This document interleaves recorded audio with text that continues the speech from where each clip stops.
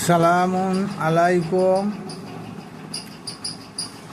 আজকে যে ভিডিওটা প্রকাশ করতে চলেছি প্রথম থেকে শেষ পর্যন্ত দেখার চেষ্টা করবেন। তবে সবাই এই ভিডিওটা বুঝতে পারবেন না, সবার মাথায় ঢুকবে না। আশা করি যারা তরিকার ভাই আছেন তেনারা উপলব্ধি করতে পারবেন। যারা সদ্য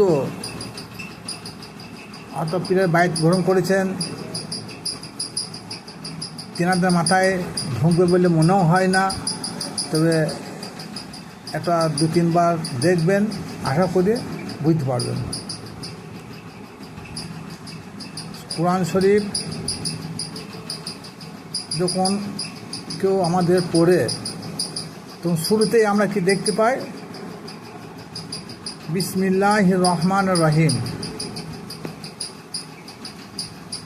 এই যে কোরআন শুরুতেই বিসমিল্লাহির রহমানির রহিম, তারপরে একাধিক 114টা যে সূরা আছে, প্রত্যেকটা সূরার শুরুতেই মাথার উপরে বিসমিল্লাহির রহমানির রহিম আছে, একটা সূরা বাদ দিয়ে।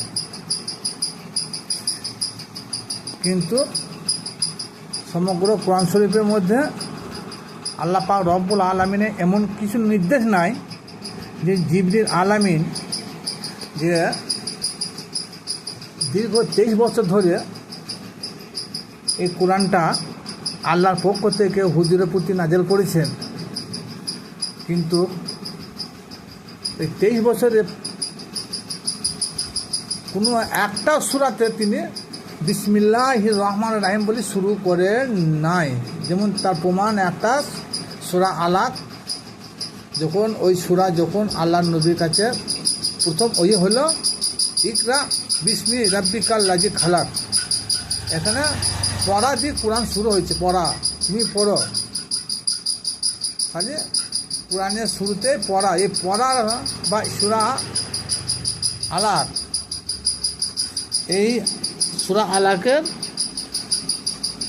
শুরুতে বিসমিল্লাহির রহমানির রহিম জিবরিল আলামিন আল্লাহ নবীকে শোনায় নাই। তবে হয়তো প্রশ্ন থাকবে, তার বিসমিল্লাহির রহমানির রহিমটি এলো কোথা থেকে? হ্যাঁ ভাই, প্রশ্ন ঠিক আছে। বিসমিল্লাহির রহমানির রহিম এলো সূরা নামল। এই সূরা নামলের নবী সুলাইমান আলাইহিস সালাম যখন রানী বিলকিসকে একটা চিঠি লিখলো দ্বীনে ইসলামের দাওয়াতের জন্যে, সে দ্বীনে ইসলামের দাওয়াতের জন্য একটা চিঠি লিখছেন। তার চিঠির উপরে তিনি কী লিখলেন? বিসমিল্লাহির রহমানির রহিম। এটা কিন্তু আল্লাহর পক্ষ থেকে নয়, এটা তিনি নিজের পক্ষ থেকে লিখেছেন। আর সেই ঘটনাটা সারা বিশ্বের লোককে আল্লাহ পাক রব্বুল আলামিন সমগ্র কোরআন শরীফে জানিয়ে দিল যে সুলাইমান আলাইহিস সালাম যখন রানী বিলকিসকে দ্বীনে ইসলামের জন্য দাওয়াত দিলেন, বাইত গ্রহণ করার জন্য দাওয়াত দিলেন, তখন তিনি যে পত্রটি লিখেছিলেন সেই পত্রের শুরুতে উপরে লিখেছিলেন যে বিসমিল্লাহির রহমানির রহিম। এছাড়া জিবরিল ফেরেশতা কর্তৃক আল্লাহর পক্ষ থেকে বিসমিল্লাহির রহমানির রহিম কোনো সূরা, কোনো আয়াতের আগে নাজেল হয় নাই। তবে এই সূরা নামলের চিঠির পরিপ্রেক্ষিতে বিসমিল্লাহির রহমানির রহিম নবী সুলাইমান আলাইহিস সালাম প্রথম উদ্বোধন করেছিলেন। যেমন আমাদের এখন চিঠি লেখা প্রচলন নাই। চিঠির শুরুতেই আমরা প্রথমে আগে কী লিখতাম, যারা মুসলমান ভাই আছি, লা ইলাহা নাউজুবিল্লাহ, ইলাহি ভরসা। ইলাহি ভরসা মানে এই চিঠি শুরু করছি আমার মাবুদ এর উপর ভরসা করে।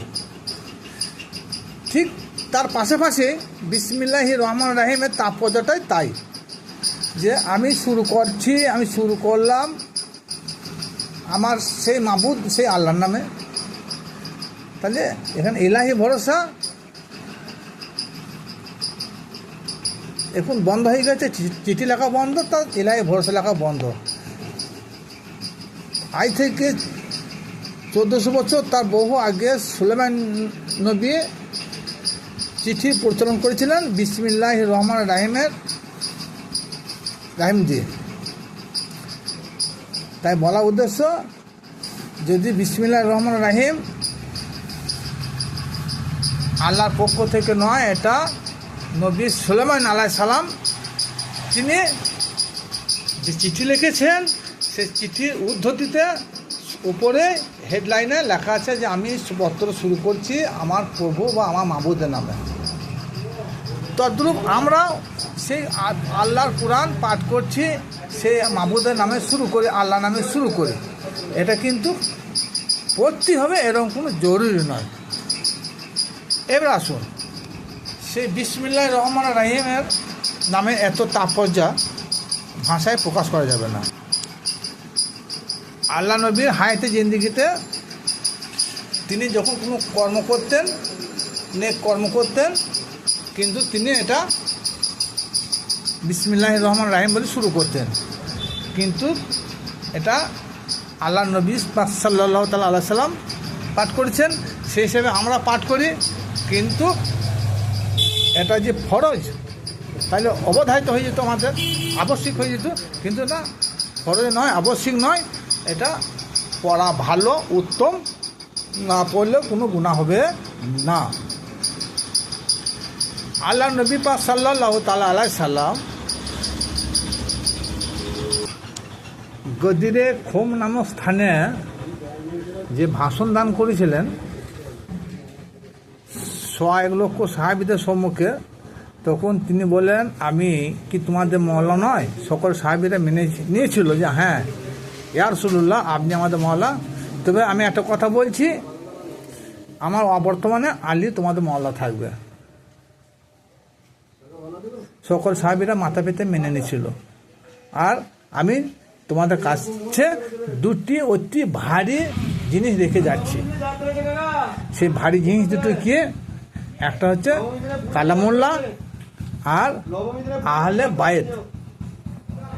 কিন্তু অন্যান্য হাদিস শরীফে এসেছে ওয়াহাবি মতবাদ আলেমরা এটাকে হাদিস বলা হয়েছে।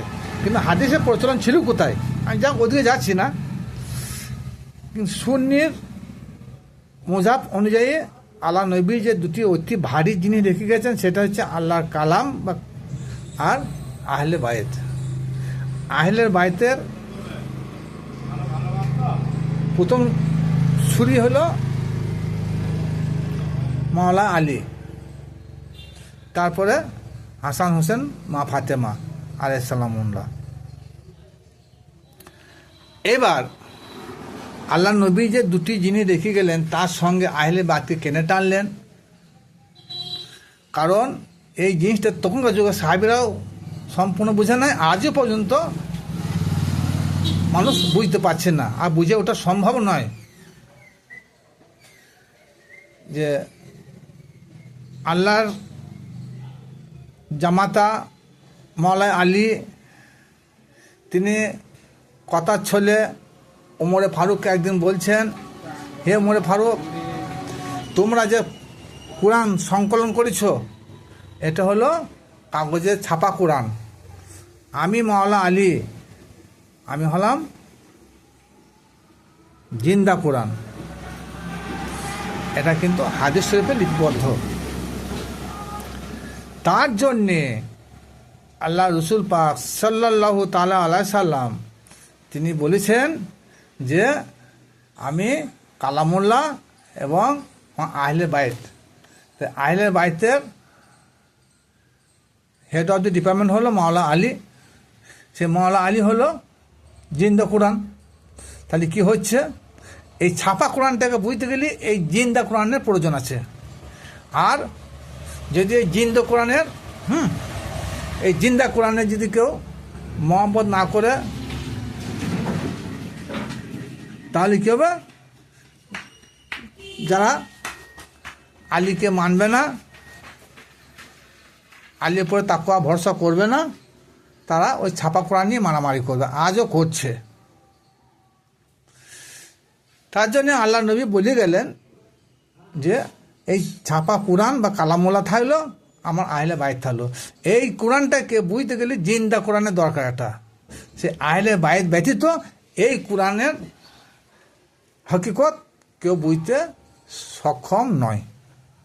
তার জন্য আল্লাহ নবী এই দুটিকে বলে গিয়েছেন। এবার আসুন, এই কোরআনটাকে আমরা যে এখন পড়ছি, শুরুতে আমরা কি করি? বিসমিল্লাহির রহমানির রহিম পাঠ করি। তো এই বিসমিল্লাহির রহমানির রহিম পাঠ করি আমরা কি করি? আল কোরআন আর পড়তে শুরু করি। তা এই কোরআন বা আল কোরআন বা ফুরকান, এটা আল্লাহ পাকের পক্ষ থেকে একটা হিদায়াতের বাণী। আর কোরআন শুরুতেই সূরা ফাতিহা আমাদের পড়তে হয়। তাই বলা হয়েছে কোরআনের মা হলো সূরা ফাতিহা, যাকে বলা হয় উম্মুল কোরআন, কোরআনের মা বলা হয়েছে। এবার আসুন, কিছু হকিকত প্রকাশ হচ্ছে। যার মা থাকবে তার বাপও থাকবে। তাহলে সূরা ফাতিহা হলো কোরআনের মা, তার বাপ কে হবে? সে বাপ হবে বিসমিল্লাহির রহমানির রহিম। তাই কোরআন এর মা হলো সূরা ফাতিহা। আর সূরা ফাতিহা শুরুতে পড়তে হলে বিসমিল্লাহির রহমানির রহিম বাধ্যতামূলক। তার জন্য বলা হয়েছে যে সূরা ফাতিহার হলো কোরআনের মা, আর তার পিতা হলো বিসমিল্লাহির রহমানির রহিম। আচ্ছা, এবং বিসমিল্লাহির রহমানির রহিমের বে হলো তার পিতা, এবং বিসমিল্লাহির রহমানির রহিমের যে প্রথম অক্ষর বের যে নোক্তা আছে, সেই নোক্তাটা মাওলা আলী বলেছেন, সেই বের নোক্তাটা হচ্ছে আমি, মাওলা আলী। বলে সুবহানাল্লাহ।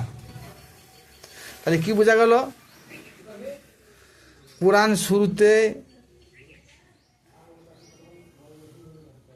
আমাদের সূরা ফাতিহা পাঠ করতে হয়, আর সূরা ফাতিহার শুরুতে বিসমিল্লাহির রহমানির রহিম পাঠ করতে হয়। আর বিসমিল্লাহির রহমানির রহিমের বে প্রথম শব্দ, আর সেই বের নোক্তা হলো মাওলা আলী। আর নোক্তা না থাকলে বের কোনো মান মর্যাদা থাকবে না। তার জন্যে মাওলা আলী তিনি বলেছেন আমি হলাম জিন্দা কোরআন। এবারে কে কতখানি বুঝলেন জানি না, আলোচনা করবেন, বারবার গবেষণা করবেন, তাহলে বুঝতে পারবেন। এবার আসুন, এই যে বিসমিল্লাহির রহমানির রহিম, এর হকিকতটা আরও ভাঙিয়ে দিচ্ছে। বিসমি আল্লাহ আর রহমান আর রাহিম, যখন যে জবর ছিল না তখন কোরআনের মধ্যে এইটা এসেছে। আজ পর্যন্ত যদি ন্যাড়ামাতা আরবি কোরআন যদি কারোর বাড়িতে থাকে দেখবেন শুরুতে লেখা আছে, এইভাবে লেখা আছে বিসমি আল্লাহ আর রহমান আর রাহিম। এটাকে যে জবর লাগিয়ে দিয়ে কি হলো বিসমিল্লাহির রহমানির রহিম, এইভাবে তেলাওয়াত করা হয়। তাহলে বে যুক্ত ইসমে বিসমে যুক্ত আল্লাহ সমান হলো বিসমি আল্লাহ। এটা একটা কোরআনের আয়াত। তাই কোরআন শুরুতে বিসমি আল্লাহ বলা হয়েছে। এই বিসমি আল্লাহ এর হকিকত দেখুন, এই বে শব্দ দ্বারা বান্দা সাব্যস্ত করা হয়েছে। আর সিন বেতে বান্দা, আর সিন শব্দ দ্বারা শনাক্তকরণ করা হয়েছে মিমে মোহাম্মদ। তাহলে মোহাম্মদকে বান্দায় শনাক্তকরণ করা হয়েছে। বিস্মি। যেমন আমরা নামাজ পড়তে গেলে আত্মীয়তা পাঠ করতে হয়, আশহাদু লা ইলাহা ইল্লাল্লাহ আশহাদু আন্না মুহাম্মাদান আবদুহু ওয়া রাসূলুহু, যে মুহাম্মদ আল্লাহর বান্দা এবং রসুল। সেই শ্রেষ্ঠ বান্দা হলো মোহাম্মদ মুস্তাফা সাল্লাল্লাহু তাআলা আলাইহি সাল্লাম। তিনি হচ্ছেন হকিকত দিক দিয়ে আল্লাহর সর্বপ্রথম বান্দা। এবার আসুন, বিসমিল্লাহ বে যদি বাদ দেওয়া হয় তাহলে ইসমি শব্দ দাঁড়িয়ে যাচ্ছে। বে যুক্ত ইসমি, বিসমি। এই ইসমি শব্দের মানেটা কারো জানা আছে বা কারো নাই। তা ইসমি এটা হচ্ছে আল্লাহর জাত। এই আল্লাহ জাত বা জাত আল্লাহ, বাকি থাকলো আল্লাহ। ইসমি আল্লাহ, বেতে বান্দা, ইসমি জাত আল্লাহ। তাহলে বান্দা জাত কার? আল্লাহ। আল্লাহ, এই আল্লাহতে আবার 4টি অক্ষর দ্বারা আল্লাহর নাম সাব্যস্ত হয়েছে, আলিফ লাম লাম হে আল্লাহ। এরপর এলো আর রহমান আর রাহিম। এই আর রহমান আর রাহিম আল্লাহ পাক রব্বুল আলামিনের একটা গুণগত নাম।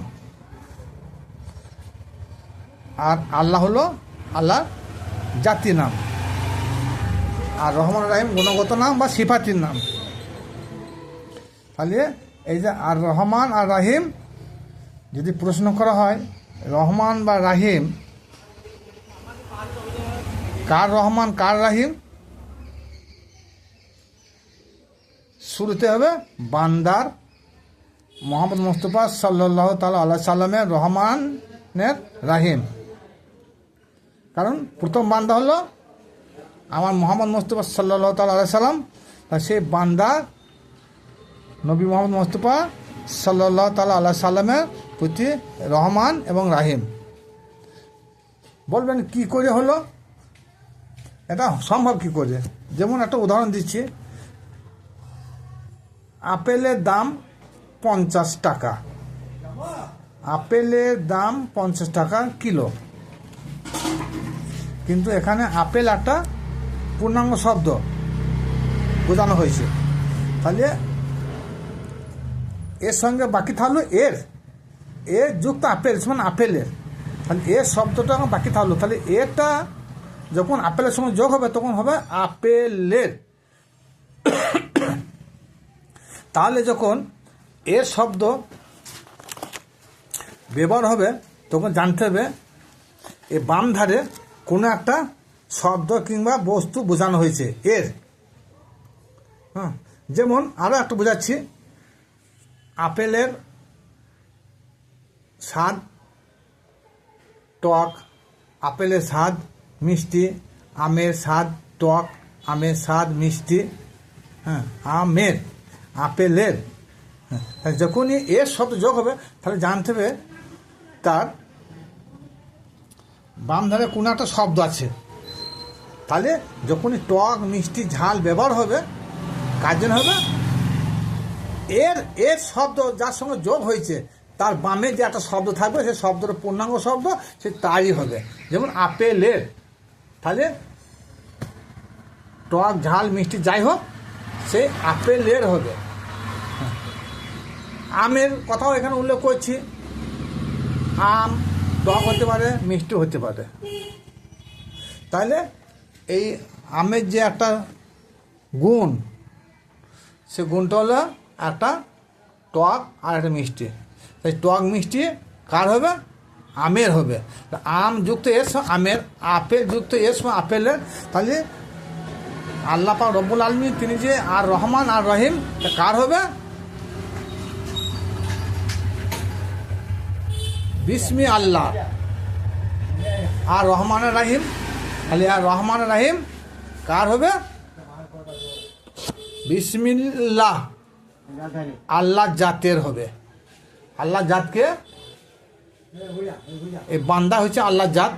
তাহলে যে রহমান রাহিম এই দুটি সিফাতি নাম বা গুণগত নাম, এইটা হবে একমাত্র সে আল্লাহর যারা বান্দা আছেন সে বান্দাদের প্রতি আর রহমান আর রাহিম হবে। এবারে সব বান্দা এক নয়, যারা আমানু ব্যক্তি আছে তাদের প্রতি রহমান থাকবে, আর যারা রাহিম পর্যায়ে পৌঁছে গেছে তাদের উপরে রাহিম শব্দ উচ্চারণ হবে। তাহলে এ হলো বিসমিল্লাহির রহমানির রাহিম। তাহলে বিসমিল্লাহির রহমানির রাহিম এর ভিতরে কিছু হকিকত সেটা প্রকাশ করা হলো। প্রথম কথা হলো বিসমিল্লাহর বে হলো সূরা ফাতিহার বিসমিল্লাহর হকিকত, আর বিসমিল্লাহ হলো সূরা ফাতিহার হকিকত, আর সূরা ফাতিহা হকিকত হলো কোরআনের হকিকত হলো সূরা ফাতিহা, আর ফাতিহার হকিকত বিসমিল্লাহ এর রহমান রাহিম, আর বিসমিল্লাহর বে হলো বিসমিল্লাহ এর রহমান রাহিমের হকিকত, আর এই বিসমিল্লাহর বে যে নুক্তা সেই নুক্তাটাই হলো মাওলা আলী সমগ্র কোরআন শরীফেরই হকিকত। এবার আসুন, আমাকে ভাবতে হবে যে এই যে বিসমিল্লাহির রহমানির রাহিম, বান্দা জাত আল্লাহ, বান্দা কার জাত? আল্লাহর জাত। সে আল্লাহ জাতের প্রতি আল্লাহ পাক রব্বুল আলামিন কখনো রহিম রূপ ধারণ করবে, কখনো রহমান রূপ ধারণ করবে। হ্যাঁ, তাহলে এইটা যদি আমরা চিনতে পারি তাহলে আমাদের আর ভয় থাকে না। আমরা চিনতে না পারার জন্যে আর চিনতে পারবো না বলে আল্লাহ পাক রব্বুল আলামিন কোরআন শরীফে সূরা বানী ইসরাইলে 71 নম্বর একটা 72 নম্বর একটা আয়াত নাজিল করে দিয়েছে। কি বলেছেন? মান কানা ফি হাজিহি আমা ফাওয়া ফিল আখিরাতি আমা। এই হায়াতের জিন্দিগিতে যদি কেউ অন্ধকার থাকলো, আল্লাহ তার রসুলকে তা চিনতে পারলো না, আল্লাহকে তার রসুলকে বান্দাকে চিনতে পারলো না, পরকালও সে চিনতে পারবে না। এহকালে যে অন্ধ পরকালও সে অন্ধ, এ দুনিয়াতে যে অন্ধ কবরেও সে অন্ধ, হাসরেও অন্ধ, মিজানেও অন্ধ। সুতরাং এই জিন্দিগিতে আমাদের অন্ধ থাকলে হবে না। একজন কামেল বুজুর্গ পীর ও মুর্শিদের নিকট গিয়ে আমাদেরকে এই অন্ধ কানা চোখকে ভালো করতে হবে।